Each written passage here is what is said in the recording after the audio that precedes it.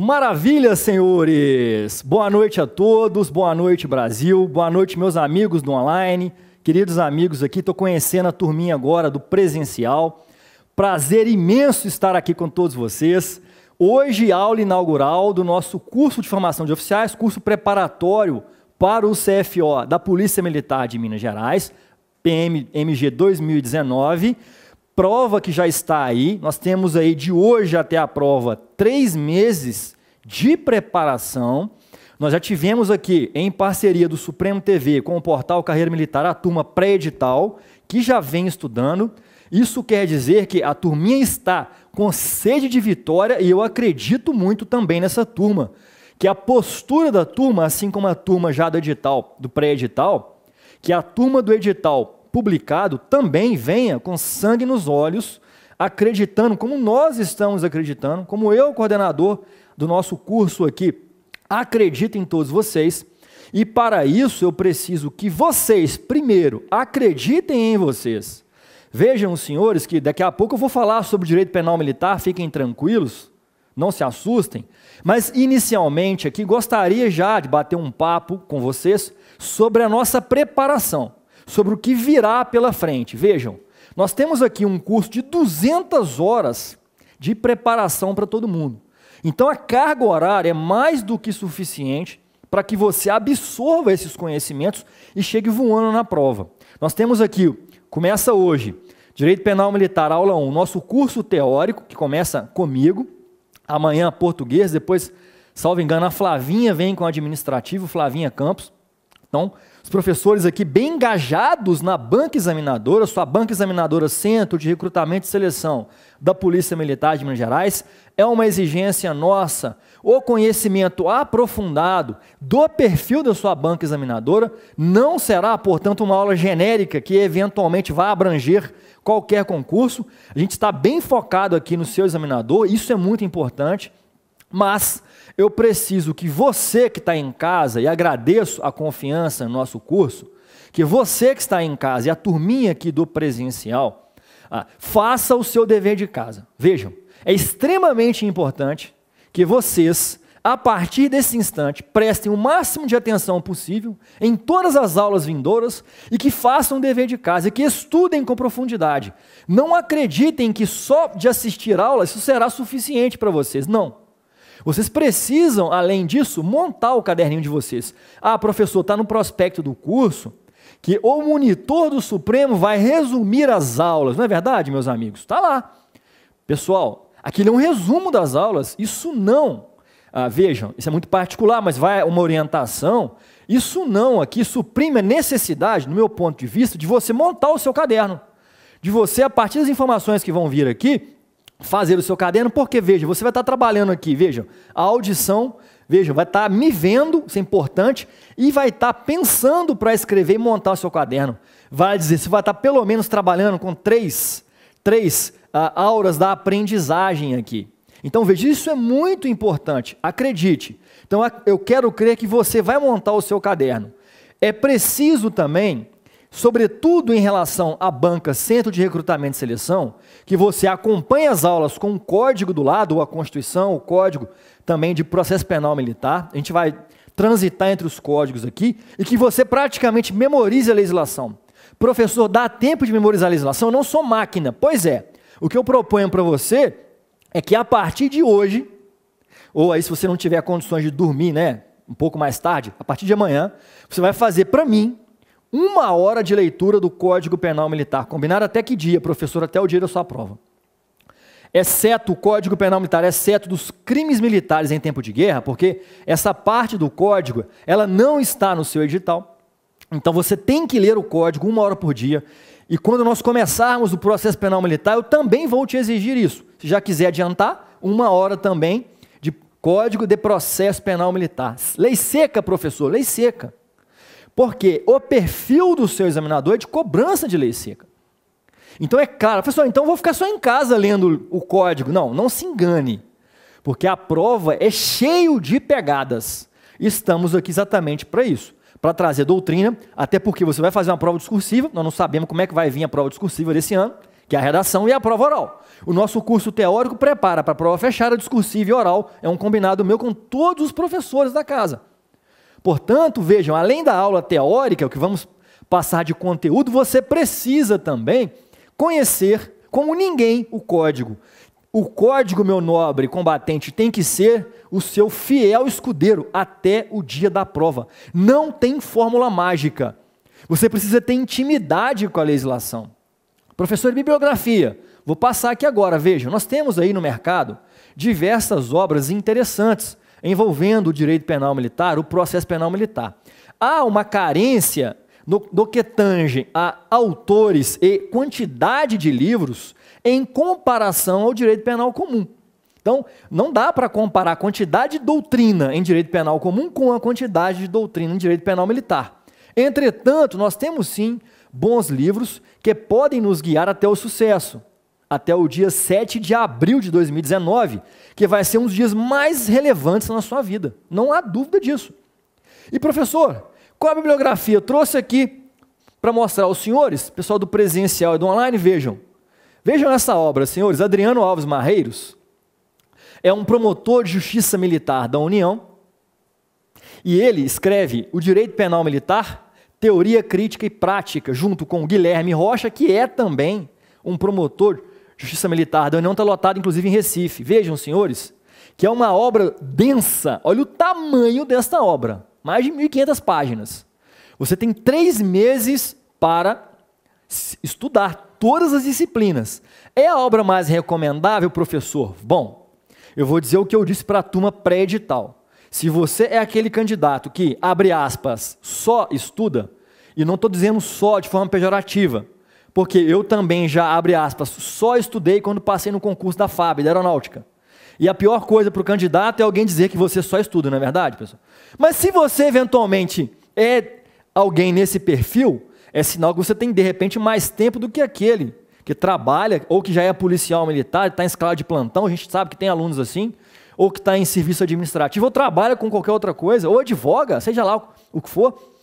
Se você só, abre aspas, estuda, de repente, você terá tempo de fazer uma pesquisa maior, um mergulho bibliográfico nessa obra. É uma obra densa. Portanto, vejam, se você trabalha, se você já tem outros afazeres, né, com 3 meses, talvez não seja a obra mais indicada para o seu perfil. Até porque, vejam, nós temos no mercado também este livrinho aqui que é menor, é um livro do Marcelo Zeda, que é um defensor público federal, está lá no Rio de Janeiro, Marcelo Zeda, ex-oficial da Marinha do Brasil, tá, pessoal, defensor público federal. É uma obra, é uma sinopse da Juspodium. Então, se quiser, a turma, dá um close aqui, a turma do online, dá para ver aqui? Tá tranquilo para eles ou precisa dar um close aqui? Dá para enxergar o autor aqui, bibliografia? Não, não dá. Tem como dar close aqui? Não sabe? Não tem problema, vou ler para vocês, fiquem tranquilos, pode deixar a câmera desse jeito, ó.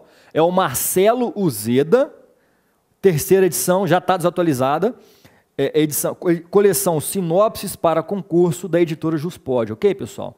Sinopse para Concursos da editora Juspodium, é uma obra fininha, olha, vejam, de fácil leitura.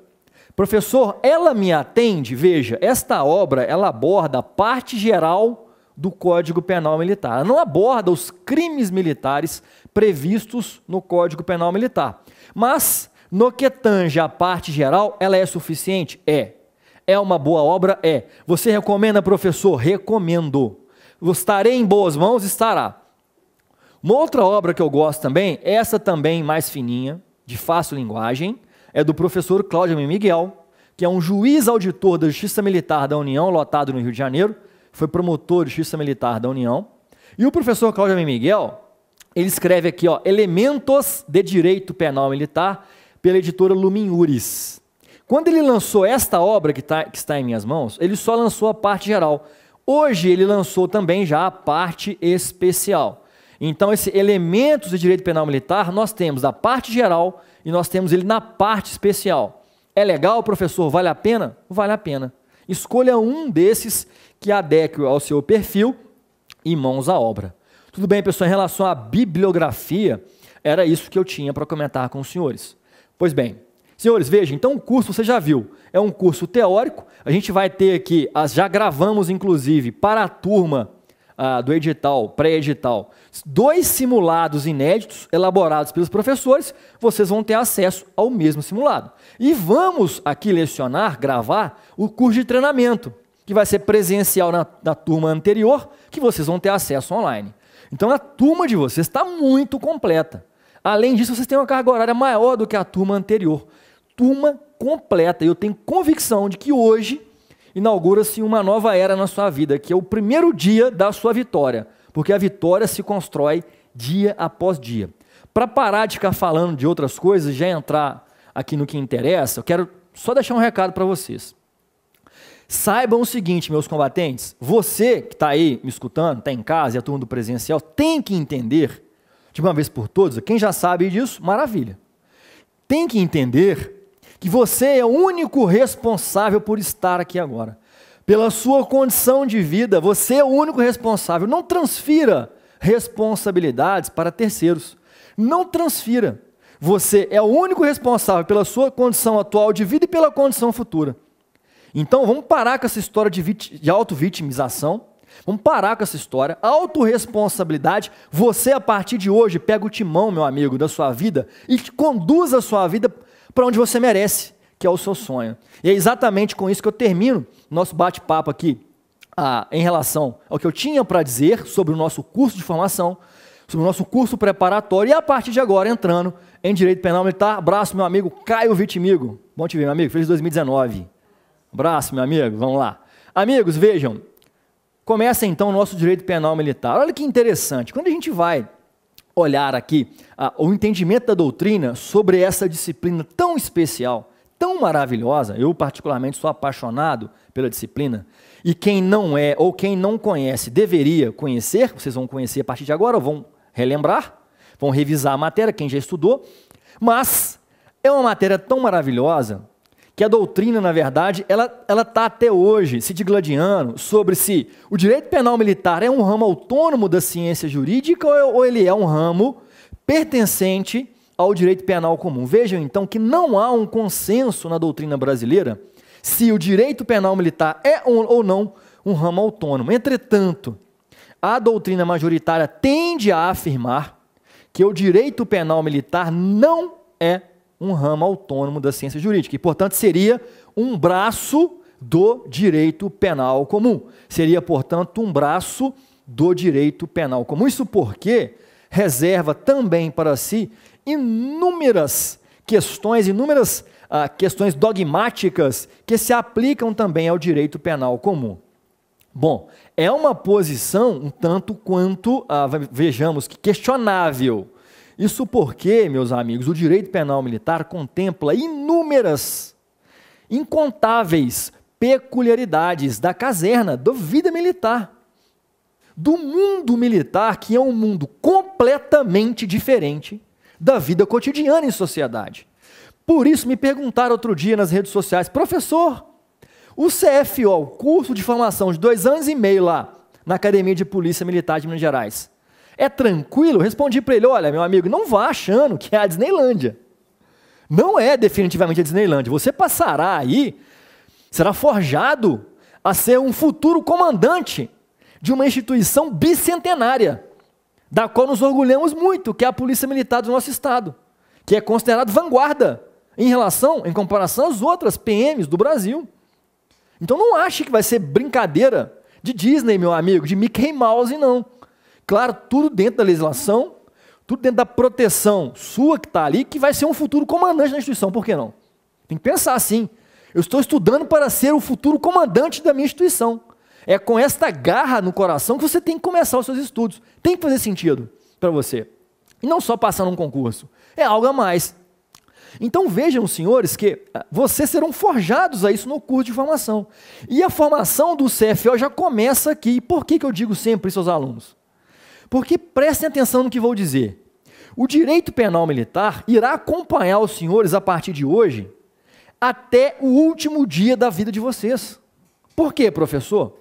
Porque você, ao ingressar no curso de formação, então vejam, para muito além da importância da prova que você vai fazer, O direito penal militar vai te acompanhar na relação com seus pares, dentro já do curso de formação de oficiais, na relação com seus subordinados, superiores e com a sociedade, assim como o processo penal militar. Não só quando você estiver na atividade, não só como militar da ativa, mas também como militar da reserva e também como militar reformado. Para sempre, professor, o direito penal militar na minha vida? Para sempre. Então, se você não tinha um bom motivo para amar essa disciplina, a partir de agora você passa a ter. Porque você vai conviver com ela o resto da sua vida. Como é que você convive com alguém o resto da sua vida sem amar? Ninguém dá conta disso. Ninguém dá conta disso. Imagine, casar com alguém que você detesta. O que você acha? O que vai dar? Vai dar divórcio, meu amigo. Não tem condições. O direito penal militar é isso. Então vamos propor um casamento seu com o direito penal militar a partir de agora. Tudo bem, pessoal? Voltando então um pouco a de dogmática, o direito penal militar, então, ele não é, para a maioria da doutrina, ramo autônomo da ciência jurídica. Veja, em que pese deter inúmeras peculiaridades. Ele é um ramo, senhores, muito especial. Ele está aqui em condições de ser especialíssimo em relação ao direito penal comum, por exemplo, porque ele detém situações distintas. O objetivo dele não é só, apenas e tão somente, aquele cunhado por Klaus Roxin, lá no direito penal comum, que é a tutela ou proteção de bens jurídicos, lá no funcionalismo moderado do Klaus Roxin, que você tem que estudar na faculdade, ou para concurso. Porque, vejam, para além de tutela de bens jurídicos, a gente vai ver que, em relação a isso, o direito penal militar tutela, protege bens jurídicos especialíssimos, aos quais eu citarei daqui a pouco. Ele também tem uma missão importantíssima, qual seja a missão de resguardar o pleno funcionamento e a regularidade das instituições de caráter de cariz militar. É por intermédio, meus amigos, da existência milenar do direito penal militar, de acordo com alguns, é por intermédio dessa existência, desse direito em especial, que nós estamos mantendo, funcionando, em pleno vigor, as instituições militares. Entra regime, sai regime. As instituições militares, ao longo dos séculos, elas vêm sobrevivendo às intempéries da sociedade.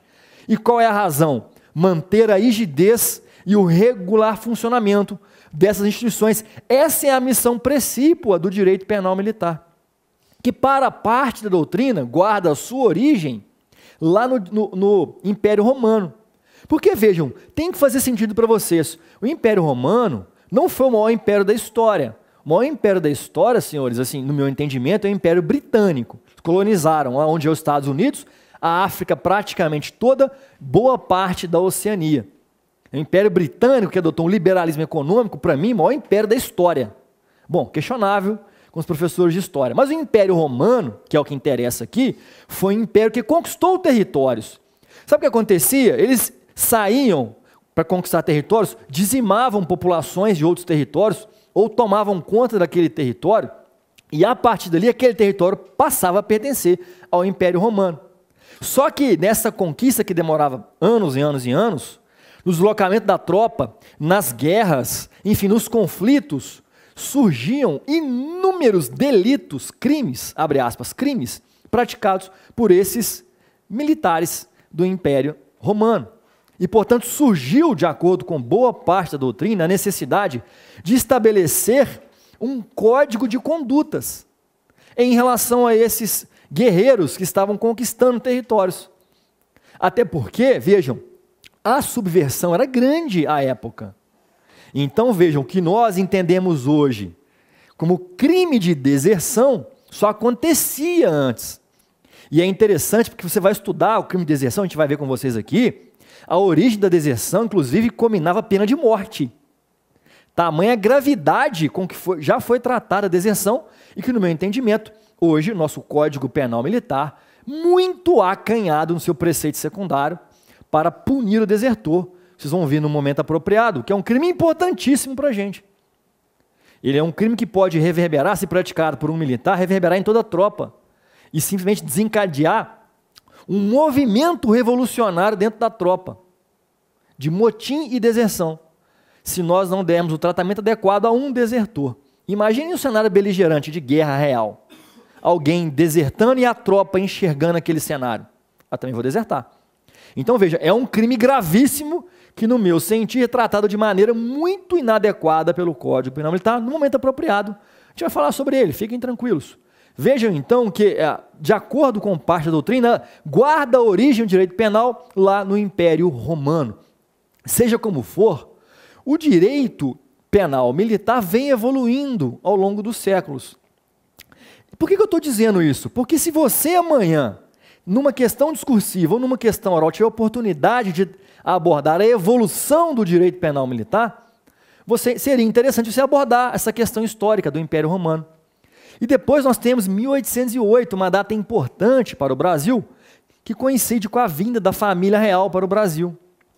E por que essa data 1808? Porque esta data é este ano em que é fundada a primeira justiça no Brasil, senhores. Pasmem os senhores, a primeira justiça brasileira é a justiça militar, fundada em 1808. Então vejam os senhores, pela família real que veio ao Brasil. Vejam que nós temos aí, então, 210 anos, esse ano 2019, vamos concluir 211 anos de existência da justiça militar no Brasil. Professor, ela chegou antes mesmo do que a justiça comum federal estadual, muito antes do que qualquer outra que você puder imaginar. Então vejam aqui uma outra questão importante para você abordar com o seu examinador na sua prova oral, por exemplo. E aí nós temos inicialmente, vejam que a justiça militar foi fundada, mas à época, 1808, não havia um código penal militar para estabelecer condutas proibidas no Brasil aos militares. Somente, pessoal, em 1890, com o Código Penal da Armada, somente com o Código Penal da Armada, nós tivemos uma codificação de condutas consideradas proibidas aos militares. E é interessante dizer, porque esse Código Penal da Armada se aplicava apenas e tão somente aos militares da Marinha do Brasil. Pouco tempo depois, houve a extensão dos efeitos desse Código da Armada aos militares do Exército Brasileiro. Somente, bem mais à frente, houve então uma modificação, uma reestruturação com a criação do Código Penal Militar. Bom, o que importa é que o Código Penal Militar atual data de 1969. Código esse, senhores, que foi aí publicado em 69 e entrou em vigor em 1970, em pleno regime militar no Brasil. E é por essa razão que nós temos que fazer o tempo inteiro interpretação constitucional do Código Penal Militar. Nós temos que passar o Código Penal Militar o tempo inteiro, como operadores do direito, pelo filtro axiológico valorativo da Constituição da República. Quer ver? Para facilitar o entendimento, vamos dar uma olhada aqui num quadro branco. Não tem aqui a possibilidade de um quadro branco. Não tem problema. Aqui, ó, vai ter aqui agora, ó. Beleza. Deixa eu arrumar para vocês aqui. Beleza. Pode jogar para o pessoal aqui na tela? Obrigado. Então eu tenho aqui, olha, Código Penal Militar, que data de 1969. Bem, ele vem ao longo da história, e aqui nós temos uma barreira, que é a Constituição da República, de 1988. Então as normas do Código Penal Militar têm que passar por esse filtro, que é o que nós chamamos de filtro axiológico valorativo da nossa Constituição. Por exemplo, nós temos aqui normas esculpidas no Código Penal Militar autorizando a aplicação da lei penal militar para pessoas que ainda não atingiram a idade de 18 anos, em franco desrespeito à regra constitucional da inimputabilidade. Então veja, é claro que isso não se aplica mais, a gente vai ver isso daqui a pouquinho. Então é só um exemplo do que nós temos que fazer com esta interpretação constitucional. Assim também o será quando nós começarmos o bate-papo sobre o processo penal militar. Tudo bem, pessoal? Maravilha? Olha que interessante. Então vejam, o Código Penal Militar em vigor data de 1969. Se essa questão histórica vier na sua prova oral ou na discursiva, você já tem aqui para falar para o seu examinador de acordo com parte da doutrina de que o direito penal militar, segundo alguns, tem inauguração lá com o Império Romano, devido à necessidade de regular as relações da tropa do Império Romano. Você tem também já a informação de que o Código Penal da Armada foi a primeira codificação penal militar do Brasil, e ele se aplicava inicialmente só à Marinha do Brasil. Isso aconteceu em 1890, bem longe da instalação da justiça militar no Brasil, que aconteceu em 1808 e coincidiu com a vinda da família real para o Brasil.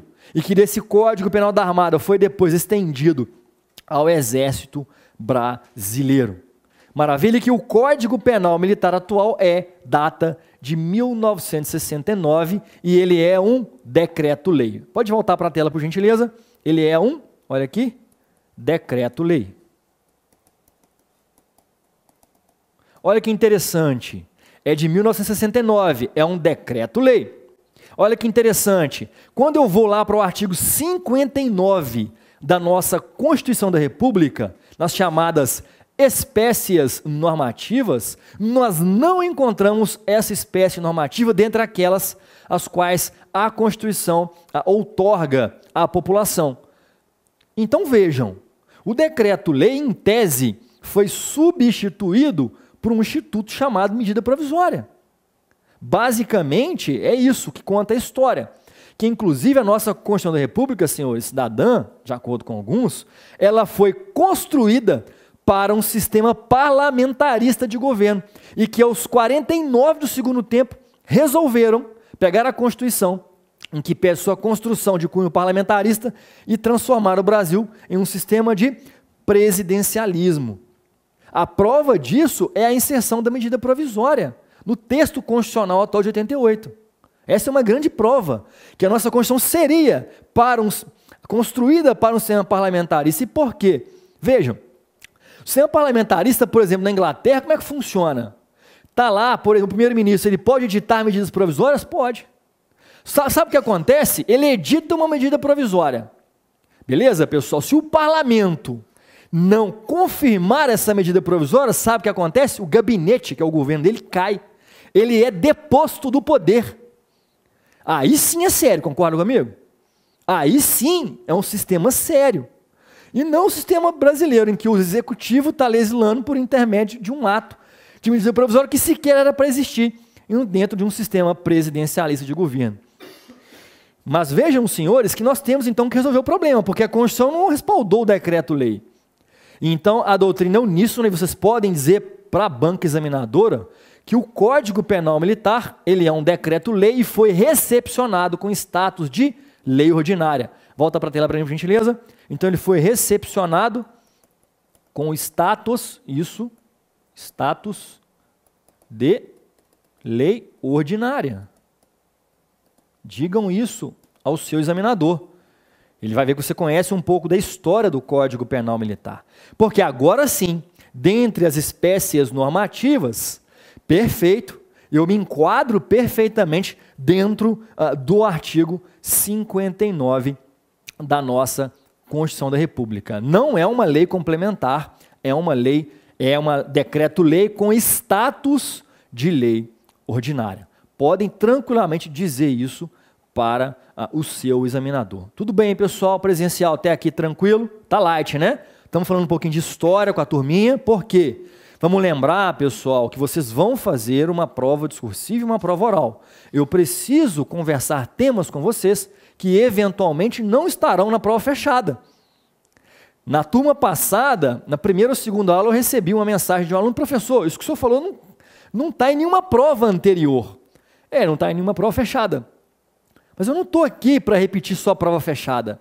Eu preciso preparar vocês também para o que há de vir. Então virá uma prova oral para vocês, porque todos vocês estarão lá, se Deus quiser. Tudo bem, pessoal? Então, finalizando esse primeiro bloco aqui, podemos dar o corte. Na sequência, a gente continua aí com o nosso Direito Penal Militar, aula 1, aula inaugural da turma CFO, edital publicado.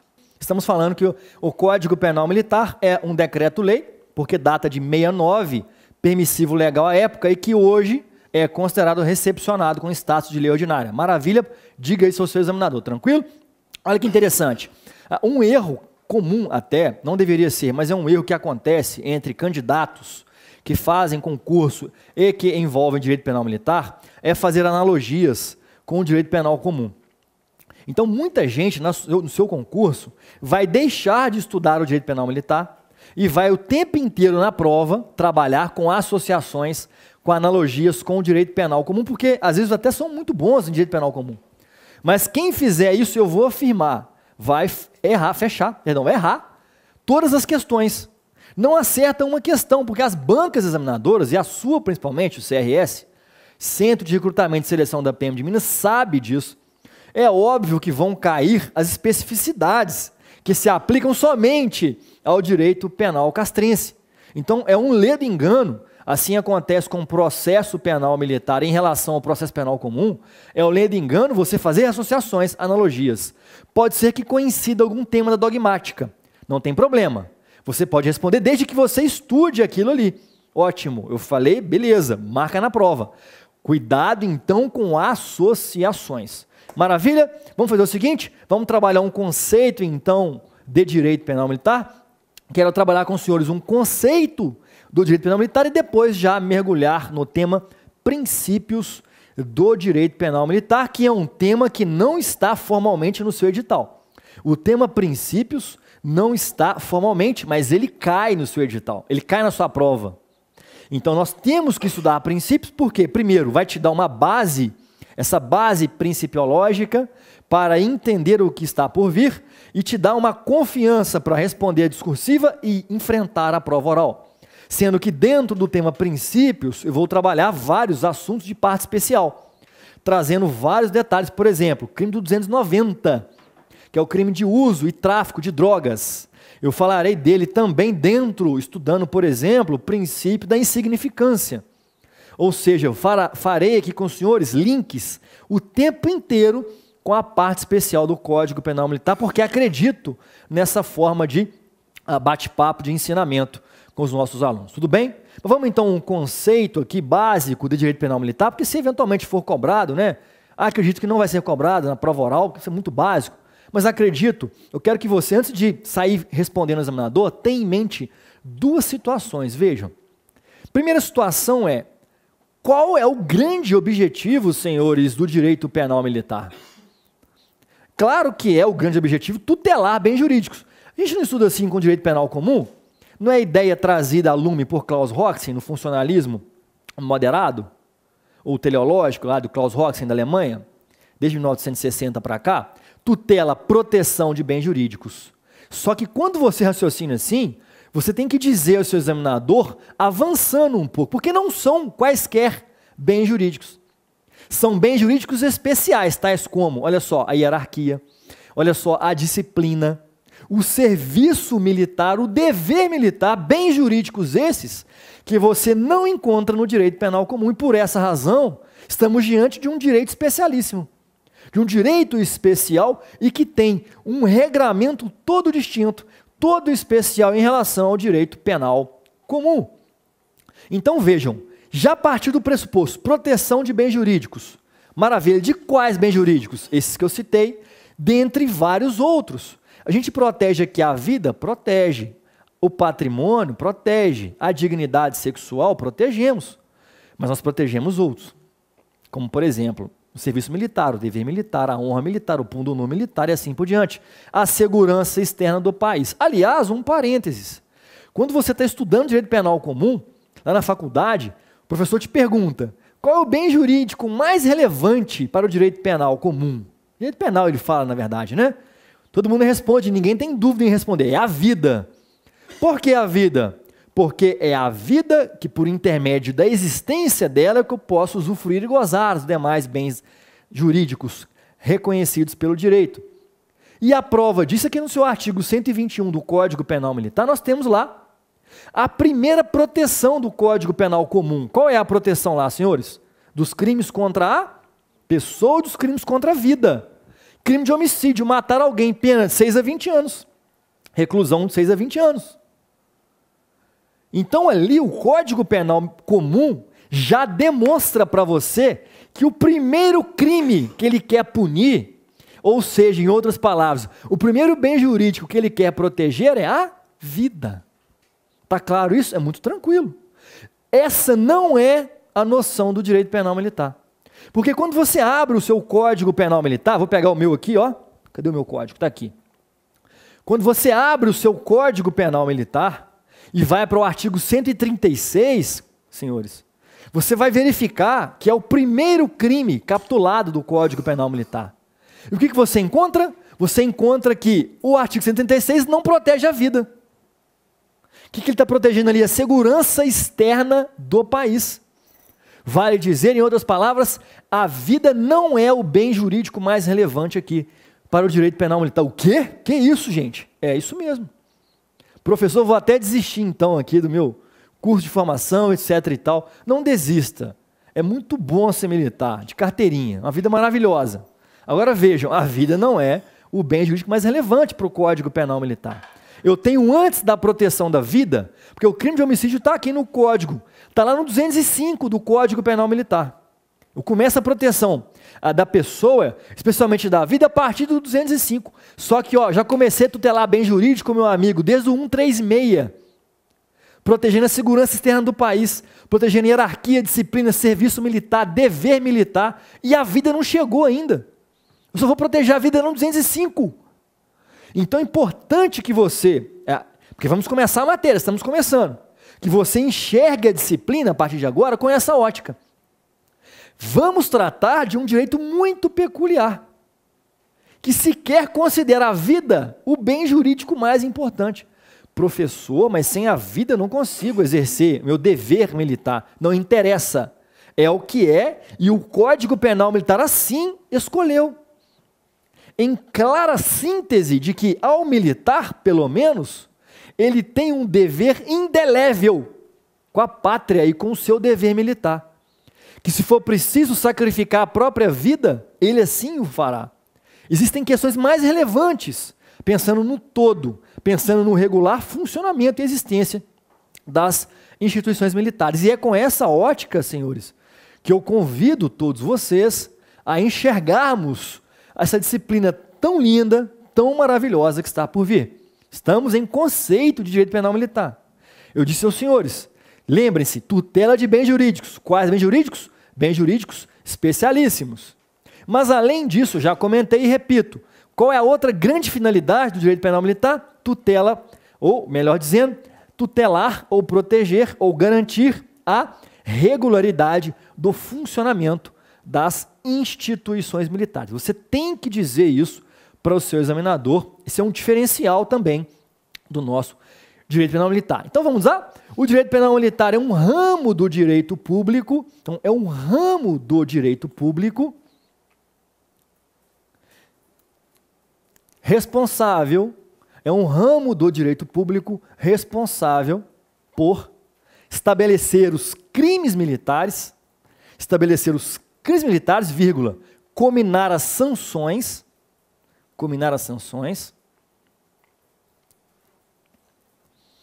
vírgula, tutelar bens jurídicos especialíssimos,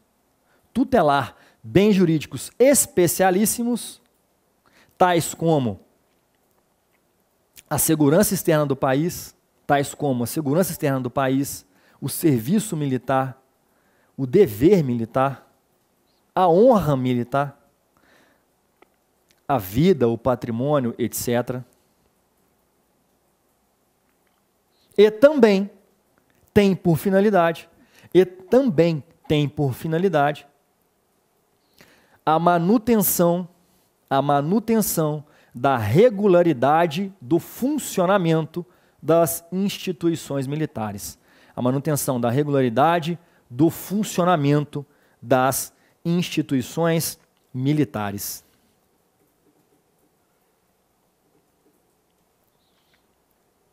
Tudo bem, pessoal? Então esse aí é um breve conceito de direito penal militar, e este conceito, por intermédio dele, você depreende o que está por vir. Eu estou preocupado essencialmente aqui em tutelar bens jurídicos especiais e, além disso, manter a existência do funcionamento regular das instituições militares, Polícia Militar, Bombeiro Militar e Forças Armadas. Vamos lembrar que as instituições militares, existem já de longa data e sobreviveram às intempéries da sociedade ao longo dos séculos. Por que será? Várias instituições ficaram pelo caminho. As instituições militares não, sobreviveram. E hoje, por exemplo, no Brasil, você enxerga claramente a necessidade assim, pulsante, é ululante, é óbvia a necessidade de uma instituição militar fortíssima. Olha o que nós estamos vivendo hoje, né? Olha o cenário caótico da segurança pública no Brasil. Então ninguém tem que comemorar nada. É preocupante o cenário, isso depende muito de vocês que estão ingressando numa instituição maravilhosa, que é a nossa PM de Minas, e que vão fazer parte aí dos planejamentos, etc. e tal, para melhorar a segurança pública, que é trazer um pouco de alívio à sociedade mineira, por exemplo, que é o nosso caso em especial aqui. Maravilha? Pois bem, conceito dado, já falei um pouco da parte histórica do direito penal militar, já combinamos aqui que vocês vão ler o código 1 hora por dia, todo mundo já assinou um contrato aqui comigo, imaginei que você também em casa está assinando um contrato consigo mesmo, na realidade, porque esse contrato diz respeito a você, então você não pode negligenciar com o seu futuro. Eu quero começar um outro tópico no seu caderninho, então dá um traço assim, ó, tópico princípios do direito penal militar. Então vamos começar? Princípios do... Pode voltar para a tela, direito penal militar para mim, por gentileza. Olha só, princípios do direito penal militar. Maravilha. Pessoal, por gentileza, obrigado. Olha que interessante. Quando você vai abrir o seu conteúdo programático, do seu edital que foi publicado agora, prova daqui a 3 meses, maravilha, os outros também idênticos, o anterior idêntico a esse. Você está lá, tópico 1, em direito penal militar, da aplicação da lei penal militar. Professor, por que você não começa nesse tema? Eu já leciono direito penal militar há 10 anos. Esse ano de 2008 eu completei 10 anos lecionando direito penal militar. Comecei em 2008, quando eu passei no concurso de aeronáutica. Olha só que interessante que eu vou dizer a vocês. Todos os editais do Brasil, de juiz auditor da Justiça Militar, que agora é juiz federal, Justiça Militar da União, promotor de Justiça Militar da União, STM, analista do STM, PMDF, PM Minas, PM Rio, todos começam com da aplicação da lei penal militar. Não tem ninguém que começa com princípios. Por que cargas d'água vamos trabalhar princípios? Por 2 razões. Primeira, é por intermédio dessa base que vamos construir aqui que você terá facilidade para enxergar o que virá. Importante demais. A gente vai trabalhar as peculiaridades aqui do nosso direito penal militar. E segundo, os princípios caem na sua prova. Caem. Numa prova oral, por exemplo, ele pode perfeitamente te perguntar sobre a aplicação ou não do princípio da insignificância, da aplicação ou não do princípio da legalidade no direito penal militar. E você vai abrir o código e não vai estar lá. Então você precisa se preparar realmente para a aprovação. Então por essa razão eu não posso aqui abrir mão de trabalhar princípios. A minha carga horária, ela está aqui 1 aula, ou seja, 3 horas a mais do que a turma anterior. Então eu tenho aqui tranquilidade para batermos um papo sobre isso. E a propósito, se tiverem dúvidas, dentro da plataforma do Supremo TV, a gente tem um canal de comunicação com os professores, tá, presencial? Manda suas dúvidas e quem me acompanha no Instagram, manda direct para mim, se identifica como meu aluno aqui também. Tem muita coisa para responder. Se eu não conseguir responder no outro dia ou dia depois, não fiquem chateados, tá, pessoal? Porque às vezes eu recebo pergunta de aluno, 4 horas depois ele coloca 3 interrogações, sabe? Tipo assim, e aí, mané, não vai responder não? Tipo assim, às vezes eu visualizei dirigindo. Nem pode, né? Ou seja, eu não consegui ainda parar nem para ler direito qual é a pergunta. Então, calma. Em tese, todo mundo é respondido no Instagram. Quer garantir? Manda pela plataforma do Supremo. Mas em tese eu respondo também todo mundo pelo Instagram. Manda sua dúvida, pessoal. Agora é frenético até o final, tá? É o seu futuro que está em jogo e eu sou muito responsável por isso também. Olha que interessante. Primeira coisa, a gente vai trabalhar o princípio da legalidade. Todo mundo trabalha isso. Mas antes disso, eu queria te perguntar. Me dê um conceito de princípios. Imagina na sua prova, isso pode cair em constitucional, pode cair aqui também.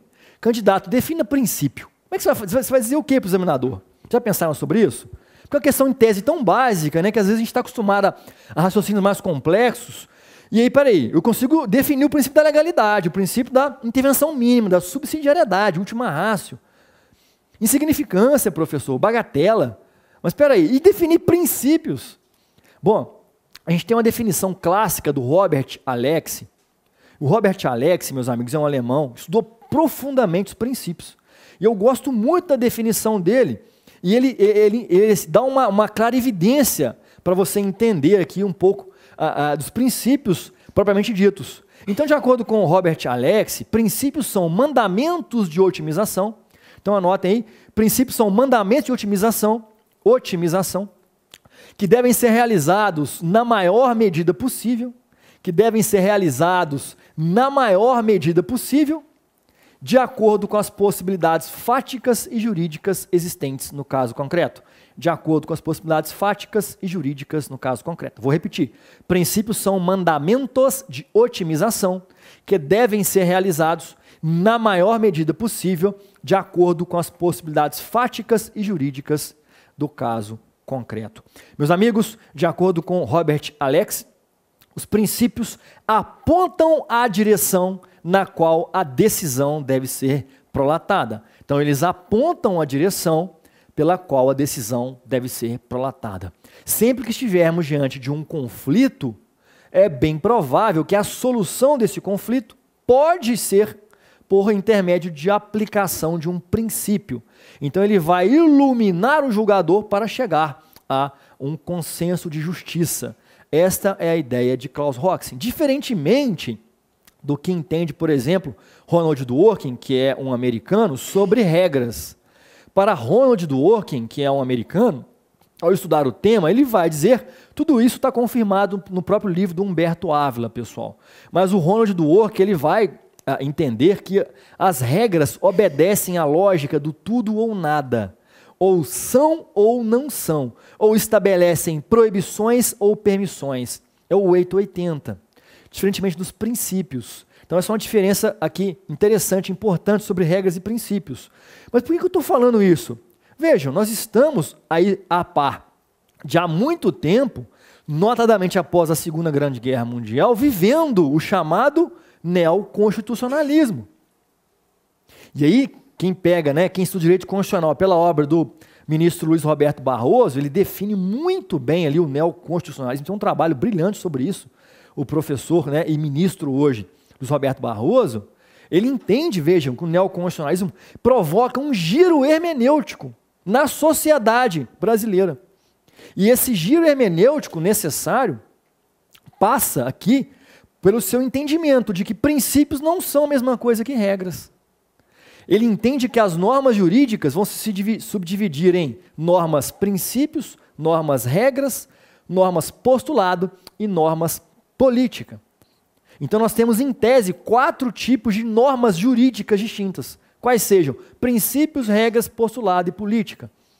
E é com foco no neoconstitucionalismo, com esse giro hermenêutico, que ocorreu sobretudo após a Segunda Guerra Mundial, em que a dignidade da pessoa humana passou a ser o epicentro da ordem jurídica, no Escola de Daniel Sarmento. É por intermédio dessa nova reinterpretação das normas jurídicas é que nós temos que caminhar como operadores do direito. Então você já definiu o que é princípio e agora sim nós temos aí a oportunidade de falar do primeiro princípio. Então já coloca aí no seu caderninho princípio da legalidade. Olha só, volta ali para a tela, princípio da legalidade. Vou colocar aqui, legalidade. Vou fazer uma observação com vocês. Continua aí na tela para os meninos, por gentileza. Você na prova discursiva prefira a expressão princípio da reserva legal. Professor, por que eu devo preferir escrever reserva legal à legalidade? Senhores, vou jogar por gentileza para mim. Por que isso? Vejam, você terá aí, são 120 vagas no concurso, 10%, 12 para as meninas. Ponto de corte nas alturas. Todo mundo está ciente disso, né?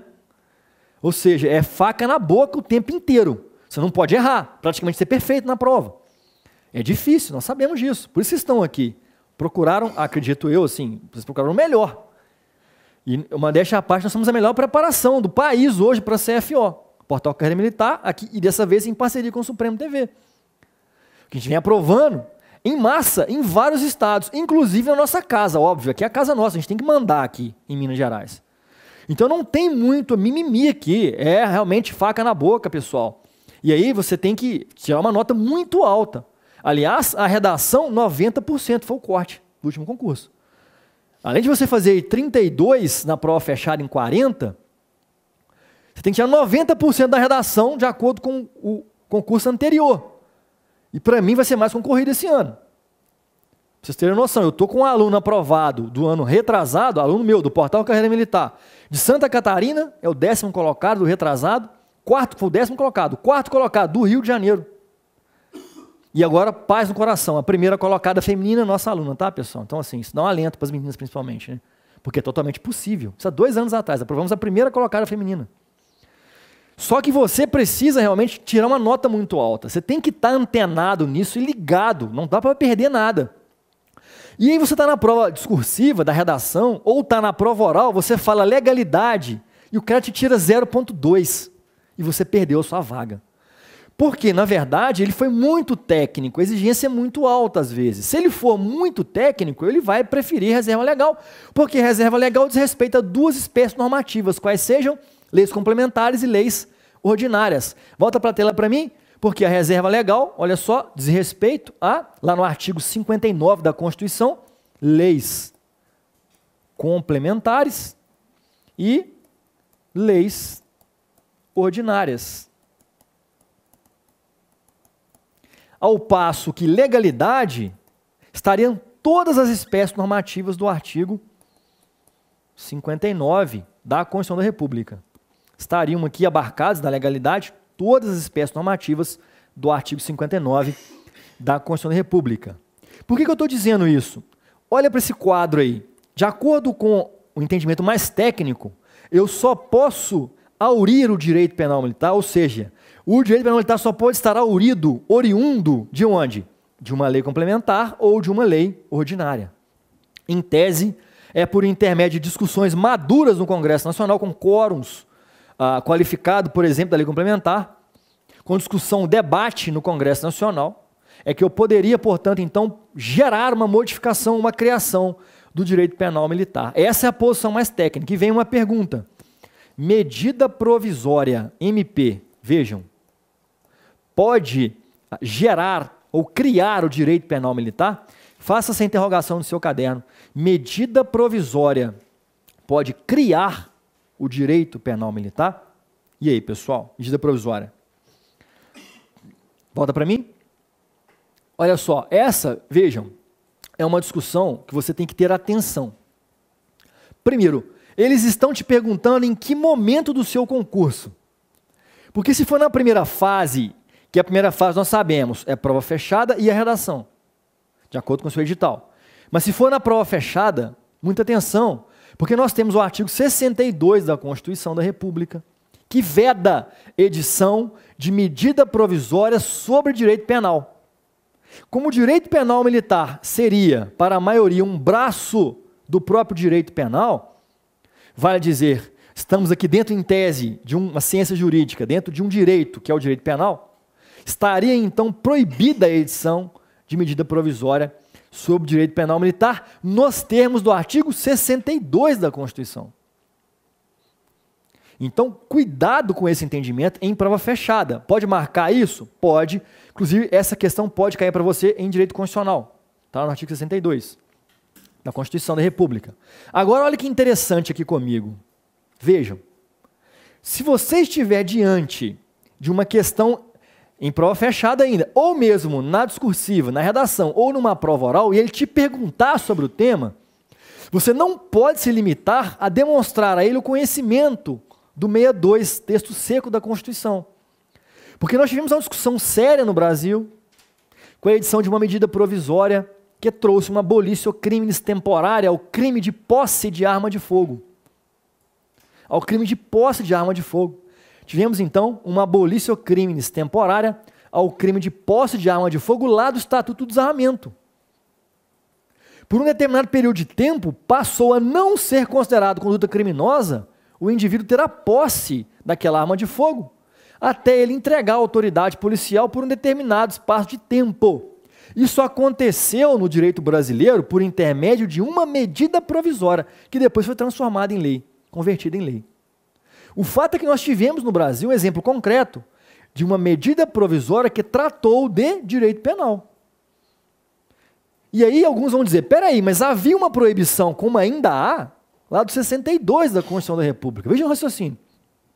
O que o Luiz Flávio Gomes, à época, um jurista de ponta, sempre foi, à época inclusive, capitaneou esse entendimento, encampado pelo Supremo Tribunal Federal, foi o seguinte, vejam, o que a Constituição veda no 62 é o direito penal incriminador por intermédio de medida provisória.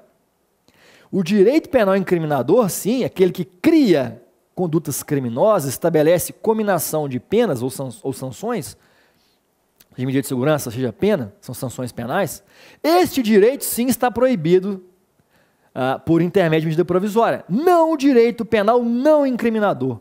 Portanto, o direito penal não incriminador, como por exemplo a criação de normas permissivas, é o caso dessa abolição crimes temporária, estaria então perfeitamente admitido pelo direito brasileiro ser criado por intermédio de uma medida provisória.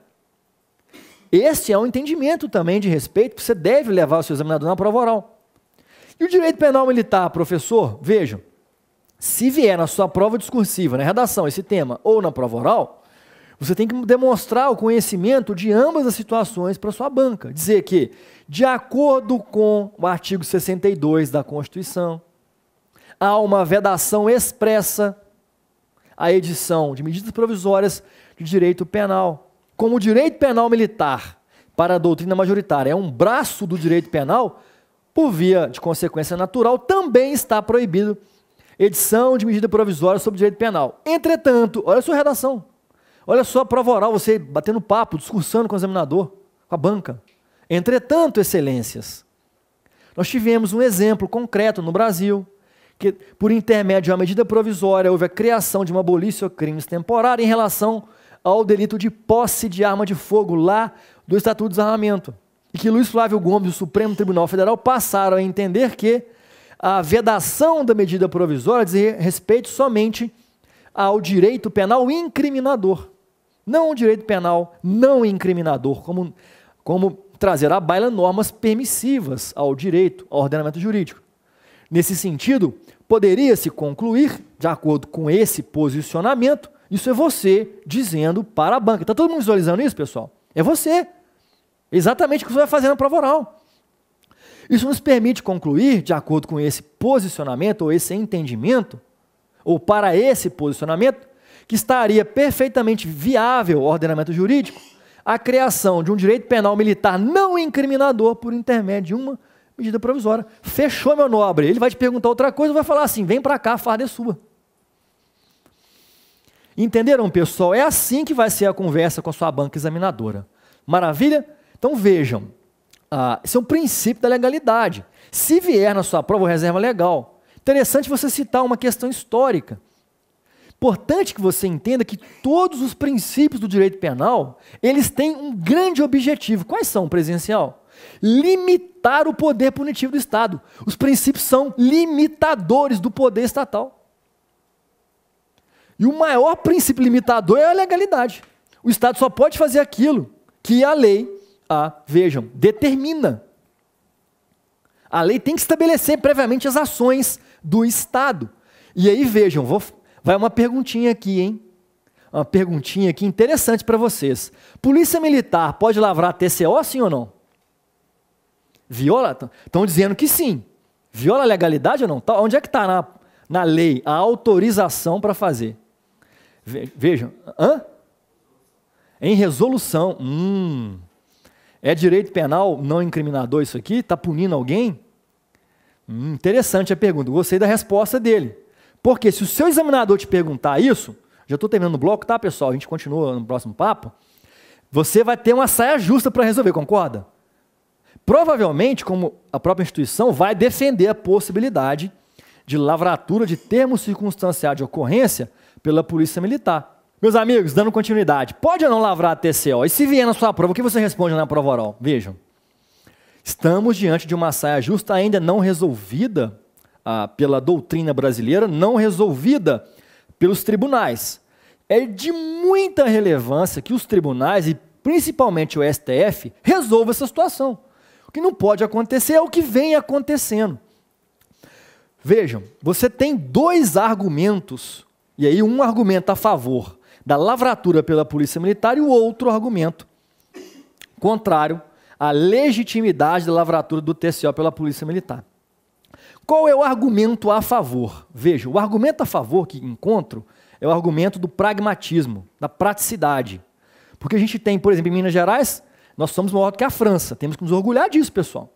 Pega o nosso território, é maior do que o país chamado França. A gente é muito bom, graças a Deus. Um grande abraço para quem está no online do outro estado também. A gente tem que ter orgulho disso aqui.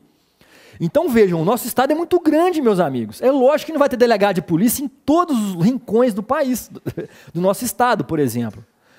Na prática, nós sabemos que em vários municípios só tem ali uma guarnição da Polícia Militar, não é isso? Os valorosos policiais militares. E é por isso que eu defendo a proteção pela legislação de todos os policiais militares, é óbvio. Imagina aquele que está lá, numa cidadezinha pequena, e tem organização criminosa estourando caixa eletrônico de banco. Imagina a situação. Todo mundo é pai de família, todo mundo tem que isso, loucura é essa? Nós temos que proteger a Polícia Militar, e o policial militar principalmente. A figura humana do policial militar. Vocês serão responsáveis por isso, daqui a pouco como oficiais, em pensar a instituição, que já é de vanguarda, mas obviamente vão melhorar tudo, né?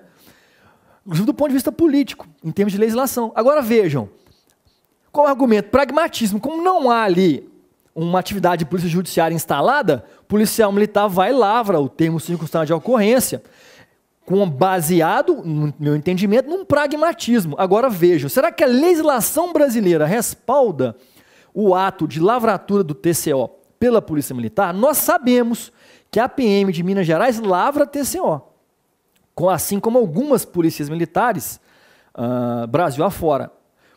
Para o meu entendimento, assim, meu entendimento não quer dizer nada, tá? É só um outro raciocínio. Para mim, o termo circunstancial de ocorrência é um ato de polícia judiciária.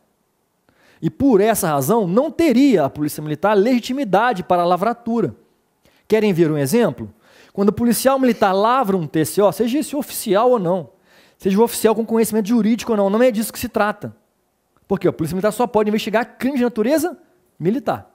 Então, quando o policial militar lavra um termo circunstancial de ocorrência, se houver necessidade de diligência desse TCO, quem é que vai fazer a diligência? É a Polícia Militar ou a Polícia Civil?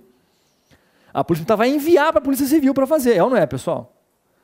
Então, peraí, por que a Polícia Civil vai fazer? Porque, na verdade, é o TCO um ato de polícia judiciária, que, de acordo com o artigo 144 da Constituição, foi consagrado ali à Polícia Civil, a investigação de infrações penais, exceto as militares. Como a Polícia Militar não tem legitimidade para investigar crimes de natureza comum, no meu sentir, não haveria legitimidade para a lavratura de TCO, já que o TCO seria, ainda que de maneira mais informal, mas seria uma atividade de polícia judiciária. Mas o que você vai falar para o examinador? Pessoal, é interessante você, isso, na minha opinião, se vier na sua prova, vai vir numa prova oral para ele saber com quem que ele está discutindo, entendeu? Seria interessante você estabelecer os dois posicionamentos e, a princípio, você não se posicionar. Porque, vejam, a gente tem que ser cauteloso em prova oral. Eu não sabia uma posição daquele examinador, ele é da PM, então ele vai querer para PM. Será? Será que aquele entende que a Polícia Militar não pode fazer isso, ela tem que ficar no ostensivo. Quanto menos atividade de polícia judiciária, que é o que tem acontecido, mais ostensivo, mais resultado da minha instituição, melhor para a minha instituição. Mais policial militar na rua. Entendeu? Às vezes o coronel que vai estar te arguindo vai pensar assim, você não sabe, você não é ele, não é lógico o raciocínio dele.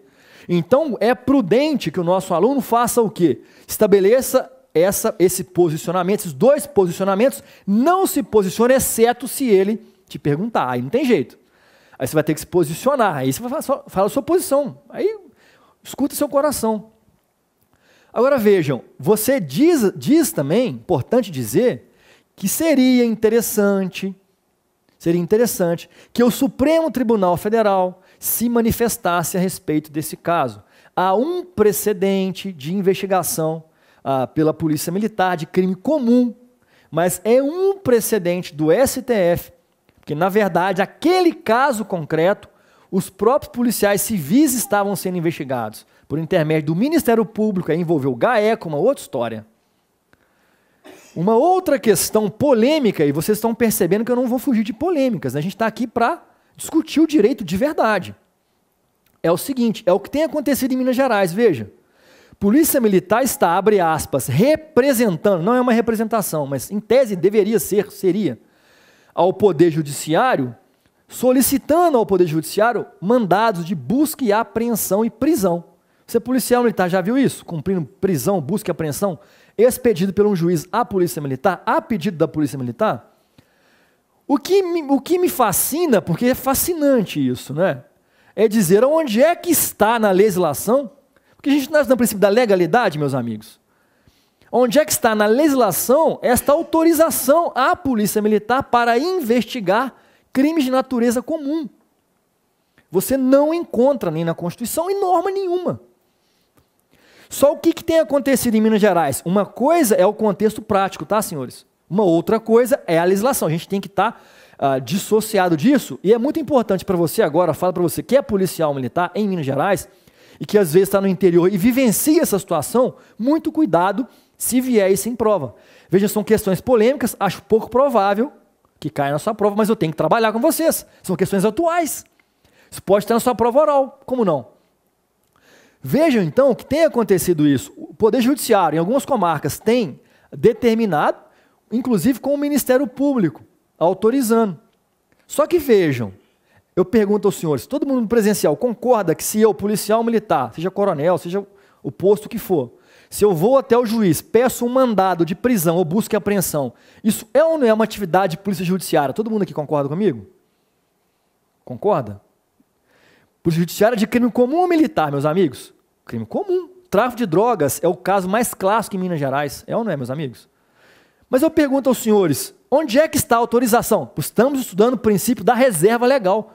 Quando você pega esse ato, talvez até seja interessante para a sociedade, né? Porque para a sociedade o que interessa? Pessoas, criminosos presos. É ou não é, meus amigos?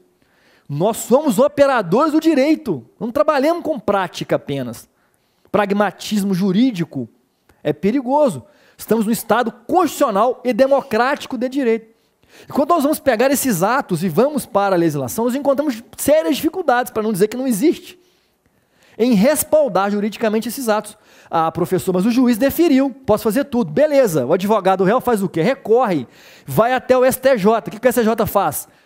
Ato nulo, anula tudo. E aí, como é que faz? Você perdeu prova, você perdeu o indivíduo que vai ser preso, mas acabou. Então vejam, senhores, são situações hoje modernas do cotidiano policial, quem já é policial militar sabe o que estou dizendo, e que são questões que podem vir na sua prova, não são questões para prova fechada, tudo bem? Que fique claro isso. Você não vai encontrar em prova fechada. Prova discursiva, pouco provável. É uma questão de perfil de prova oral. Porque aí o examinador ou a banca vai estar ali querendo saber de você, se você tem essa bagagem, esse entendimento. De novo, questões polêmicas, vocês vão se posicionar? Só se ele te pedir.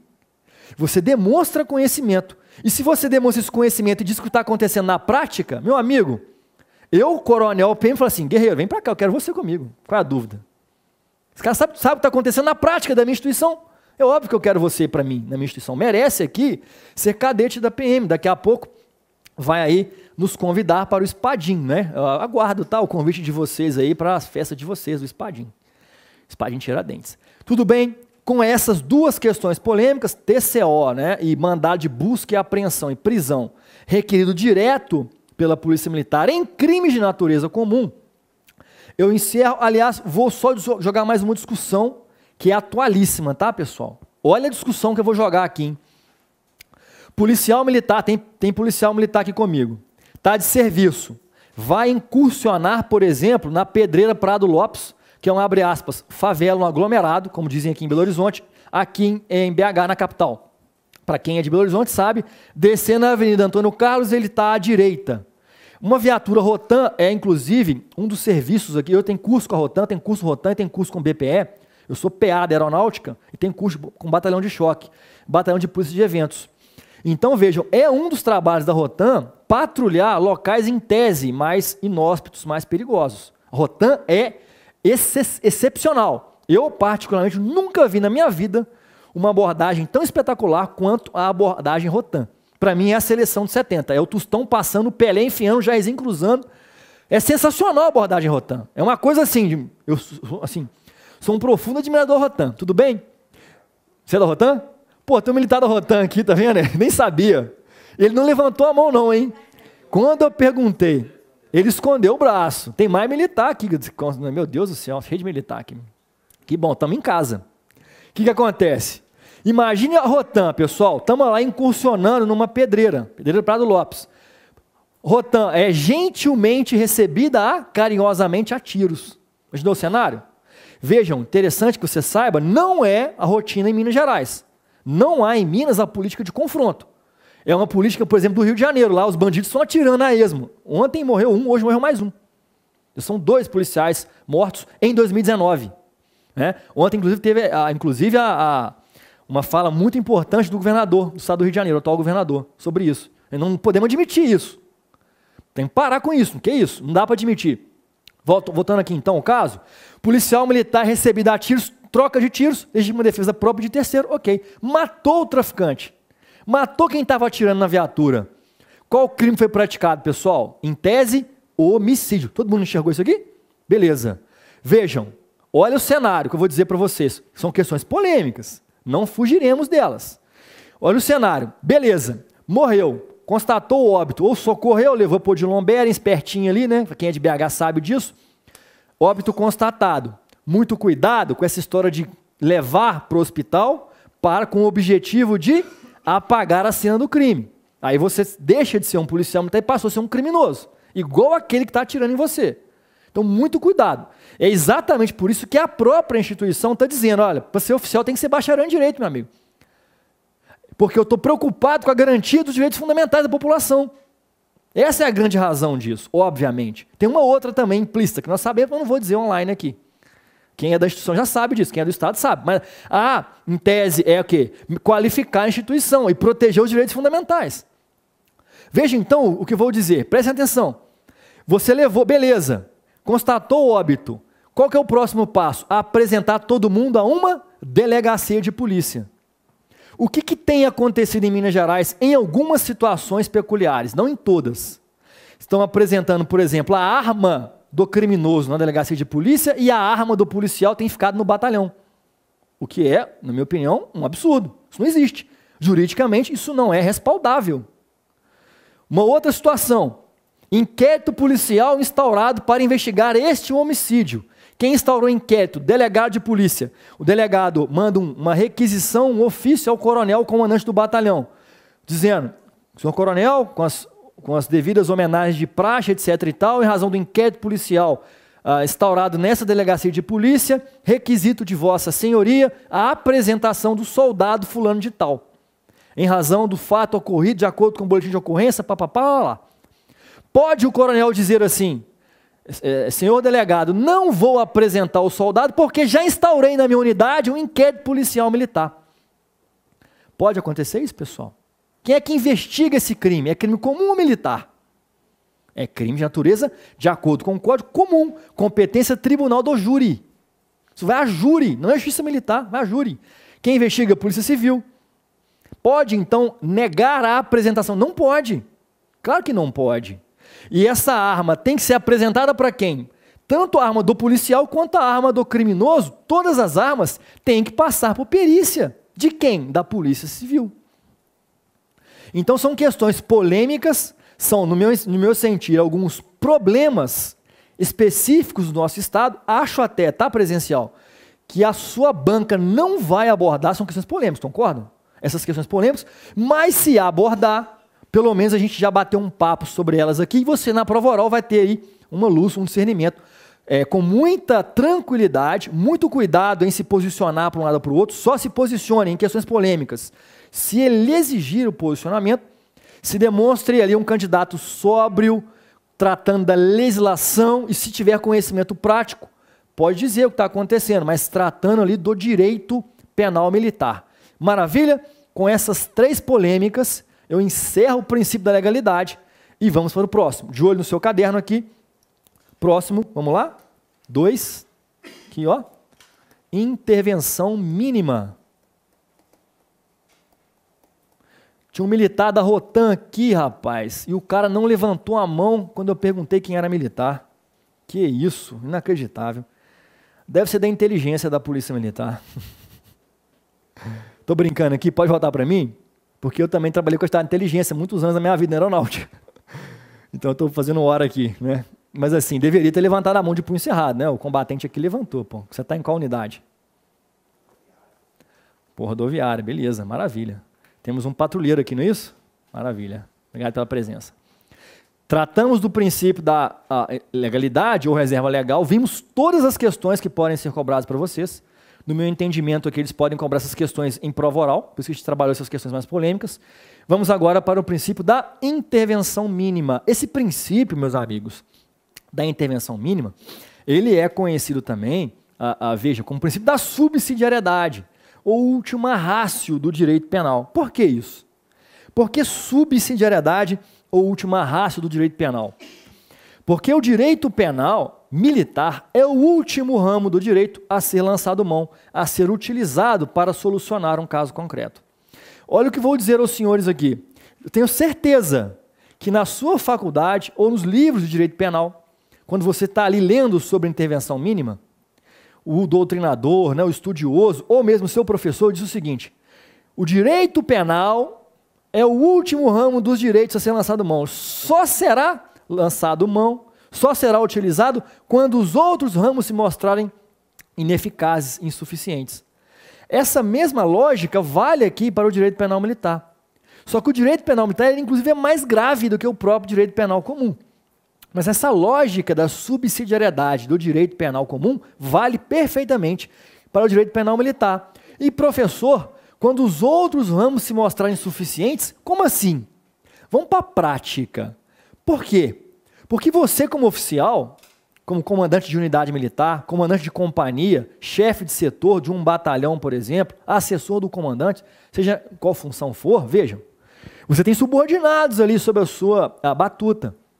E ele pratica uma conduta que você, em tese, olha para a conduta dele e diz: espera aí, essa conduta é punida de acordo com o Código de Ética e Disciplina da PM de Minas. Mas a mesma conduta também é punida no Código Penal Militar. Espera aí, ele praticou uma transgressão disciplinar ou praticou um crime militar, percebam?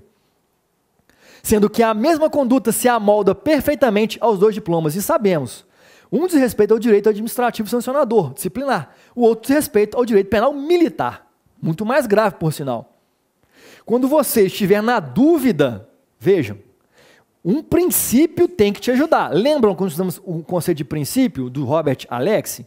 Os princípios apontam a direção na qual a decisão deve ser prolatada. E aí surge o princípio da intervenção mínima, que vai te dizer, te orientar, oficial. O direito penal militar só poderá ser utilizado quando os outros ramos se mostrarem insuficientes ou ineficazes. É dizer, em outras palavras, você pegou o fato do seu militar subordinado. Espera aí, o direito administrativo disciplinar resolve para mim o caso? Porque se o direito sancionador resolver, ótimo, eu não vou falar em direito penal militar. Porque um direito penal sancionador menos grave resolveu, concorda comigo, presencial? Quem que te ajudou, oficial, a resolver? O princípio da última ratio, ou intervenção mínima, ou subsidiariedade. Olha a prova oral, eu não disse subsidiariedade. O S depois de B de bravo tem som de S, não tem som de Z. Subsidiariedade. Beleza? A gente tem que trabalhar aí com a pior das hipóteses, né? Não sei que nível de exigência ele vai estar com você na prova oral. Então, o princípio da subsidiariedade, ou intervenção mínima, ou última ratio, te conduz a essas soluções práticas no cotidiano.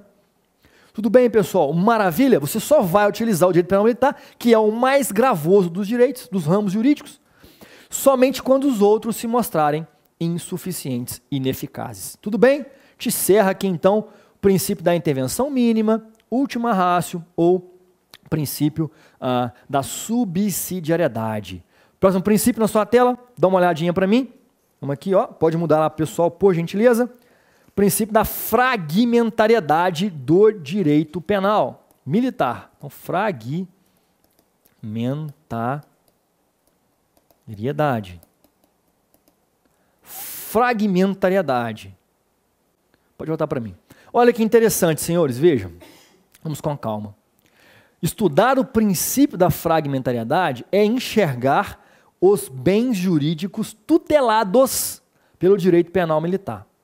Porque do plexo de bens jurídicos tutelados pelo direito no Brasil, somente alguns desse plexo, somente parte desse complexo de bens jurídicos estão tutelados pelo direito penal militar.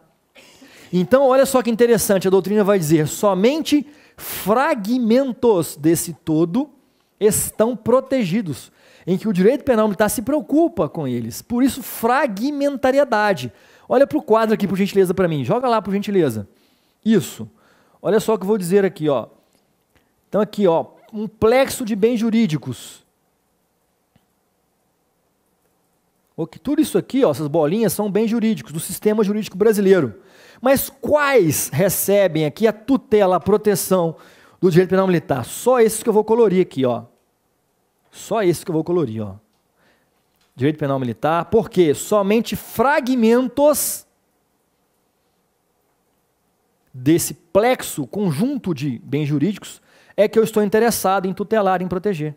Por isso, o princípio da fragmentariedade. São, na verdade, de acordo com a doutrina, somente os bens jurídicos mais relevantes. Somente os bens jurídicos mais relevantes são tutelados pelo princípio da fragmentariedade. Eu só me preocupo com fragmentos do direito penal militar. Tudo bem, pessoal? Tranquilo até aqui, presencial? Todo mundo acompanhando? Beleza. Vamos para frente? Próximo princípio. Olha só, ótimo. Pode deixar comigo. Próximo princípio, vamos trabalhar. Coloca aí número 4, princípio da insignificância. Então, o princípio da insignificância é o próximo princípio. E, óbvio, não vai dar para terminar esse princípio no último bloco aqui, no primeiro dia. Eu vou continuar também depois do nosso intervalo. O princípio da insignificância, senhores, importantíssimo para a sua prova, importantíssimo para o discernimento da disciplina, para o entendimento aqui do direito penal militar. Vamos com calma em relação a ele, porque eu tenho vários assuntos para debatermos aqui dentro do tema princípio da insignificância. Vários assuntos. Vamos começar com tranquilidade, com calma, e aos poucos a gente vai mergulhando nas especificidades do direito penal militar. Combinado assim, pessoal? Tranquilo? Então, vamos começar do todo, vamos devagar, daqui a pouco a gente vai e aprofunda no que for necessário para a sua prova, para você se preparar para a sua prova fechada, discursiva e oral. Olha que interessante, meus amigos. Este princípio, ele foi construído por Hans Weltzell. Muita gente atribui a construção do princípio ao Klaus Roxen, mas a construção originária da ideia de insignificância é de Hans Weltzell, todo mundo sabe, é o pai do finalismo. Trouxe a teoria finalista da ação, finalismo, etc e tal, encampado pelo Código Penal Comum, tá, pessoal? A gente vai ver depois o Código Penal Militar não adota o finalismo. Mais à frente a gente vai entrar nessa discussão interessante também. Seja como for, vejam, Weltzell, então, em tese, cria o princípio de insignificância e esse princípio ele é desenvolvido por Klaus Roxen na Alemanha, na década de 60. E esse princípio ganhou eco mundo afora com Klaus Roxen realmente. Por isso é que tem gente que diz que foi o Klaus Roxen que cunhou a insignificância. Na verdade, o que nós sabemos de mais correto é que o Klaus Roxen desenvolveu aquilo que já tinha sido criado pelo Hans Weltzell. Tudo bem? Seja como for, qual é a ideia desse princípio? A ideia desse princípio é que o direito penal não pode trabalhar com aqueles comportamentos humanos que não provoquem lesões relevantes aos bens jurídicos. Então, o direito penal, seja o comum, seja o militar, não pode atuar, não pode incidir sobre comportamentos humanos que não provoquem relevantes lesões ou ameaças de lesão ao bem jurídico tutelado. Então, esta é a ideia do princípio da insignificância, de modo que pode ser que em um determinado caso concreto eu tenha, sim, uma lesão ao bem jurídico. Mas quando eu vou aferir, analisar qual é o tipo de lesão ao bem jurídico, eu consigo entender que naquele caso concreto, esta lesão não foi significante. ela foi uma lesão insignificante ao bem jurídico. Por essa razão, não seria legítima a intervenção do direito penal comum ou militar. Para a gente começar a entender um pouquinho mais, de forma mais técnica, eu vou trabalhar com os senhores aqui no quadro branco um pouquinho de teoria tripartite do crime, para a gente encontrar onde é que o princípio da insignificância é estudado no direito penal comum e militar. Claro que não vai dar tempo de terminar, que vou só esboçar, a gente continua no próximo bloco. E depois a gente vai aprofundar algumas discussões aqui dentro da teoria do crime, teoria tripartite. Tudo bem? Vamos fazer assim? Antes de jogar no quadro, vamos só lembrar. Pessoal, me ajudem aqui. A doutrina majoritária no Brasil trabalha com o conceito analítico de crime dentro de um critério tripartite, em 3 substratos do crime.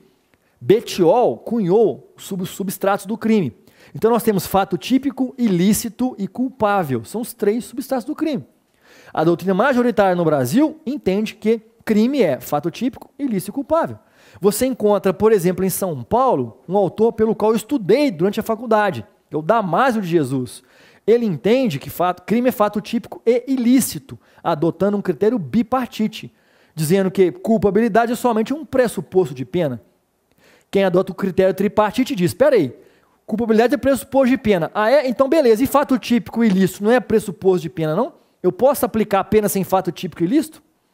É um argumento que é interessante, que eu acho, né, que não é solucionado por aqueles que admitem o critério bipartite. Nós temos no Paraná também o Renner e Aldotti, que também entende pelo critério bipartite. Crime é fato típico e ilícito, ou seja, a culpabilidade é somente pressuposto de pena. Esse posicionamento é o que você deve levar para a prova? Não, porque não é majoritário e não é em Minas Gerais. Isso é São Paulo e Paraná exclusivamente. Você tem na Espanha, por exemplo, Munhoz Conde, que adota um critério quadripartite. Crime é fato típico, ilícito, culpável e punível. Munhoz Conde entende assim lá. É claro que isso não vai cair na sua prova fechada? Não, né, gente? Mas você está na sua prova oral, você demonstra para o examinador esse conhecimento, ele vai ficar satisfeito com você. Vejam, seja como for, nós vamos partir do pressuposto de que a sua banca adota o critério tripartite, que é inclusive encampado pelo próprio Supremo Tribunal Federal, odiernamente. Tudo bem? Vamos então colocar isso no quadro, rapidamente aqui no quadro branco.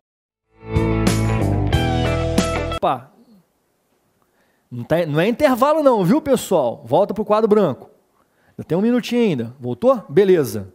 Vamos lá, então. Vamos trabalhar agora aqui, ó, número 4, princípio da insignificância. Beleza. Já falamos aí de Hans Welzer e Klaus Roxin. Mas vamos trabalhar aqui a ideia do princípio da significância. Eu tenho aqui, olha, crime é fato típico mais ilícito mais culpável, não é verdade? Qual que é esse? O critério tripartite são os 3 substratos do delito, de acordo com Bettiol. Mas eu quero trabalhar especificamente com os senhores aqui o fato típico. Primeiro substrato do crime. Pergunta aos senhores, quais são aqui os elementos do fato típico? Quais seriam esses elementos? Nós temos aqui a conduta, nós temos aqui o nexo causal. Dentro do nexo causal, nós estudamos aqui a teoria da imputação objetiva. Eu vou abordar rapidamente depois com vocês isso aqui, não é o momento ainda. Conduta, nexo causal, resultado jurídico. E por último, eu tenho a tipicidade. Até aqui, nada de novo. Avaliando melhor a tipicidade, nós vamos aqui entender que ela se subdivide em tipicidade formal mais a tipicidade conglobante do Eugênio Raul Zaffaroni. Pode voltar para mim, por gentileza. Eu sei que tem obra aí na doutrina que divide em tipicidade formal e material. Eu sei disso. Fiquem tranquilos. Mas eu prefiro avaliar de forma mais complexa. Eu vou falar da tipicidade material daqui a pouquinho, dentro da conglobante. Tudo bem? Então eu estou trabalhando aqui, trazendo para a aula Eugênio Raul Zaffaroni, que é considerado um dos maiores penalistas vivos no mundo aqui da Argentina, tá? Volta para o quadro para mim. Então aqui eu tenho o Zaffa, vou botar aqui, ó, Zaffa. O Eugênio Raul Zaffaroni, meus amigos, ele tem um livro, que é um livro de direito penal brasileiro, ele escreve com o Pierangeli, que é um procurador de justiça do MP de São Paulo. E ele trata desse tema lá também, tá? A tipicidade conglobante, o Zaffa faz o seguinte, olha, ela se subdivide em antinormatividade, daqui a pouco eu termino o bloco, fiquem tranquilos. Antinorma. Peraí, deixa eu apagar aqui que não ficou legal não. Deixa eu fazer menorzinho para caber. Antinormatividade. Mas, agora sim, a tipicidade material. Tudo bem? Agora sim, a tipicidade material.